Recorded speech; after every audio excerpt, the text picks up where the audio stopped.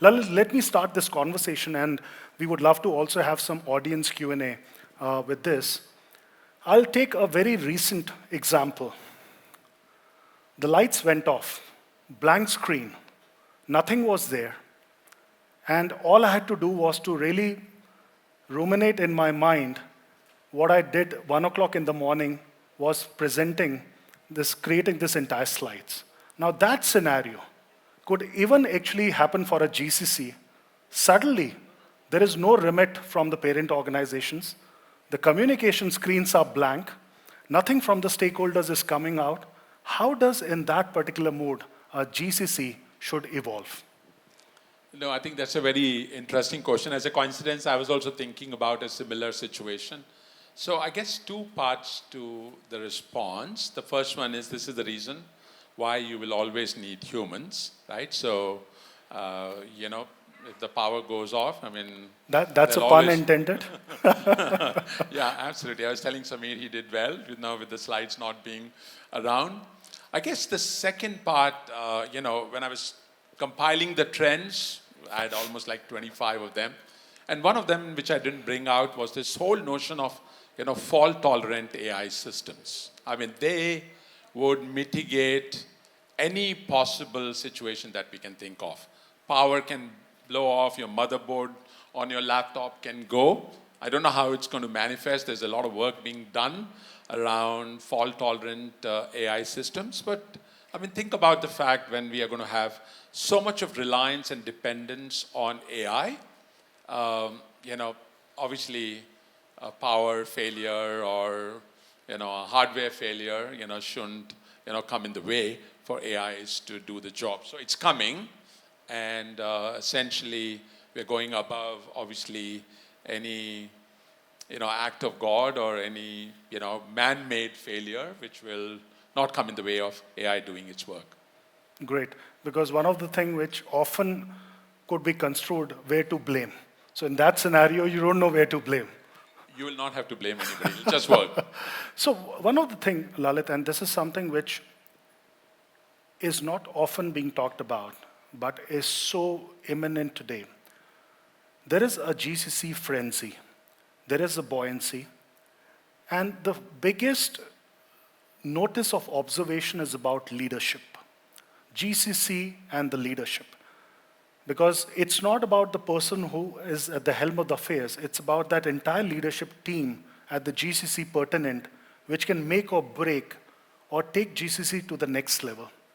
Now, you have a vantage position of almost looking at this 170 plus GCCs, the past one, the existing ones, and even the ones which are coming up. First, I want to take your view, and a bit provocative. Where could be the possible fault lines in the GCC leadership? So I think to begin with, you got to just reset everything, leadership, when you're looking at being part of the GCC community in whatever form. And there are several ways of looking at it. You got to align and be compatible with the leadership expectations and dimensions of the organization that you're going to be working for. Every company has, its own leadership framework. So there's a lot of unlearning and learning to be done, which doesn't come very naturally and intuitively to our leaders who have excelled in different kinds of situations. But this is a different word altogether. You are a leader across an enterprise, and therefore it is very important to conform to the leadership dimensions of the organization that you're going to be working for. Contrary to this whole notion of how, reporting works in mature GCCs, most GCC leaders, are tasked with influencing without authority. You may not have a team or a capability reporting to you, yet you're, expected to exercise your influence in developing talent and influencing execution or the outcomes without having reporting relationships. So therefore, if you look at, some of the key leadership expectations for GCCs. How do you influence without authority? How do you drive, results that are aligned to the strategic priorities of an organization? How do you become a cultural amplifier? How do you drive consistency in terms of how, operations are held? And of course, being a GCC leader also brings certain additional challenges because you're part of a local ecosystem. You've got to interact with different constituents of the ecosystem, whether it's industry organization, your peer group companies, educational institutions, government. So some of those leadership dimensions are also required. I think if there is one impediment that will come in the way of our GCC story, it's going to be eventually the availability of GCC leadership talent. And I want to make two interesting points over here. Since I guess last couple of years, we are ensuring that any GCC leader that we onboard in our portfolio has the potential as the next step to be a global leader, possibly, in the home office. For some of the larger GCCs, and anecdotally, we are currently hiring a GCC leader for one of the largest retailer. And the expectation is that the next stop for this site leader is going to become the CIO of the company. So you can imagine the leadership challenges we are talking about. It's just not knowing the job and the market. It's also the ability to eventually become the CIO of the company. That's how the leadership bar has now become in terms of, not only the same playbook that companies use for hiring leaders across the enterprise, but are you ready to, go to one or two levels above, which is most likely going to be at the enterprise level. The second point I wanted to make was realizing that there's going to be a lot of shortage of leadership talent. We partnered recently with the Indian School of Business. We're about to launch a 6-month intensive, course to, groom our leaders across services industry, across GCCs, across consulting companies, startups, to eventually, become, GCC leaders. How do you get the administrative acumen? How do you develop talent? How do you learn to communicate effectively to a wide range of organizational audiences, right? The message that you take to the C-suite is very different to the message that you take to, different levels in the organization. So it is critical that, leadership is, developed more holistically. If we have to power, the next 200 GCCs that are coming in, we know that there isn't just enough, leadership talent that is available. Thank you.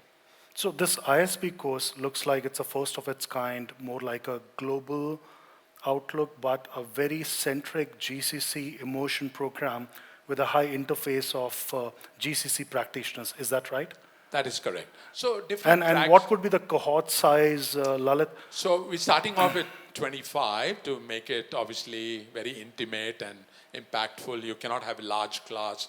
We've, brought together, leaders from some of the most successful, well-operated GCCs. There are external intervention. What does it take to be a member of a board? How do you make sense of permanent establishment, transfer pricing? What is SCZ, STPI? How do you build an employer brand? I mean, there's nothing that's not covered. There are capstone projects, there are internships, there's time that people spend in other GCCs. But we hope that, this will, help at least 25 companies, find the leader they were looking for. One of the things, Lalit, we may have to do after this session is to make you sneak out of the back door. Because I'm sure the applications will come in if you enter or go from this site. So we'll make sure there is a separate exit for you after this session. But just adding one dimension, and this is more about what you mentioned as a part of your entire prescriptive approach is none of the GCCs look alike. So the leadership traits, attributes, skill sets are different. But even the construct, the way a GCC gets set up, the way it grows, the way it evolves to the next level, is also very differentiated. Now that's where the whole aspect about a leader and the team needs to really look at how strategically this is future fit, sustainable, and resilient. Is there a playbook from your side where you believe, because this is not a cookie cutter model, what do you think in a playbook format could be done that this particular stage or a juncture, what GCC is, you do this and it goes to the next level, and the question is also layered up with the existing ones. There are audience out here and the leaders who have spent 5, 7 years with the GCC tenure. Now, what can be done to take it to the next level? Yeah. No, so two notions over here. One, obviously, if there was any concept of versioning of GCCs, right, from a maturity and sophistication and how close they are to the enterprise. I mean, possibly we are living in a world, where it's GCC's 8.0. And we look at 8.0 in a very simple way. Global leaders, functional responsibilities, one in a box kind of a model, driving, significant business outcomes. Could be external, could be internal. We're working on what 9.0 could look like, and we believe 10.0 would be the end of, the evolution, which basically means the GCCs ultimately becomes the enterprise. Maybe 27, 28, there won't be a concept of a GCC, it's just a company, right? I mean, it's as simple as joining an organization, in the home location, you'll have the same experience over here, right? So that's where the whole evolution is getting to. But there is a playbook of sorts. Fortunately, we are in a very intense, concentrated environment. A city like Bangalore alone has, I guess, 450 to 500 GCCs. So there's a lot that, has gone into building a very standardized manifestation that ultimately gets customized for the specific nuances of different companies. So the interesting aspect is there is a level of standardization, some basic plumbing that is common to all the GCCs, but how it all comes together in terms of its exterior and how it manifests itself to the environment and the ecosystem is very, very customized. And I think this is the way we're going to see massive scaling up that we are all talking about, right? I mean, think about the fact that GCCs are now a national agenda. It's being spoken at prime minister's level. It's part of our, broader social and economic development. It's part of our 2047 Viksit Bharat strategy. Every state now has a GCC policy, and much of it is not going to happen unless there is that playbook or that cookbook that you can use to, customize for a specific instance of a company, right? So it's an interesting challenge on how do you standardize something that is very high touch and extremely bespoke. Lalit, over there when I was standing, some of the leaders asked me to nudge you to ask, what's the kind of GCC ANSR is coming up with? In terms What of the pipeline? Is it more centric towards banks, retailers, CPGs, or it's a diversified mixed bag? yeah, and so that's an While interesting they, question. while they asked me to name, but I said, okay, let me check with Lalit. Yeah. So, we're looking at this whole world evolving in so many interesting ways, right? I mean, I spoke about the global delivery centers or locations rather, from a GCC perspective. A lot of it is driven by the broader macro, political issues. The whole notion of concentration risk. A lot of companies see all the eggs in the India basket. It's scary. People worry about what if India goes rogue, and what is the fallback. So therefore, other locations will come up and we have to be prepared for it. GCCs are becoming very industry agnostic. We've done all the hotels, we've done all the airlines. We are now doing luxury retail. We're doing, within luxury retail, we're doing perfume GCCs. We're doing restaurant industries. So think about, so many different companies that are coming in. We are going beyond ITES. There's going to be design, there's going to be manufacturing. That is going to be the next frontier. GCCs are becoming location of domicility agnostic. So we've got Chile, we've got Brazil. Of course, we have lots going on in Australia and New Zealand. There's a lot of EU and UK action that we're seeing. So the world is becoming a marketplace. But I guess the most interesting dimension is, the fact that GCCs have become size agnostic. And we look at what we're doing from 3 different broad market segments. There's an enterprise segment anywhere from 1,000 to 50,000 people, right?